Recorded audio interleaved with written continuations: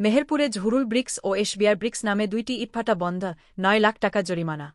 মেহেরপুরে 2টি ইটভাটা বন্ধের নির্দেশ ও 9 লক্ষ টাকা জরিমানা করেছে ভ্রাম্যমাণ আদালত। মেহেরপুর সদর উপজেলা প্রশাসনের উদ্যোগে মঙ্গলবার 11 মার্চ পৃথক 2টি ভ্রাম্যমাণ আদালত পরিচালনা করা হয়। এ সময় ঝুরুল ব্রিক্স ও এশবিআর ব্রিক্স নামে 2টি ইটভাটার কার্যক্রম বন্ধ করে দেওয়া হয়েছে।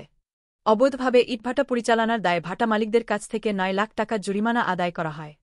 অভিযান পরিচালনাকালে উপস্থিত ছিলেন সদর উপজেলা নির্বাহী কর্মকর্তা খায়রুল ইসলাম, সহকারী কমিশনার ভূমি গাজী মুইদুর রহমান ও পরিবেশ অধিদপ্তরের উপপরিচালক মোজাফফর হোসেন খান। ভ্রাম্যমাণ আদালত সূত্রে জানা গেছে, পরিবেশ অধিদপ্তরের ছাড়পত্র ছাড়াই মেহেরপুর জেলার শতাধিক ইটভাটায় ইট প্রস্তুত ও বিক্রি করা হচ্ছে।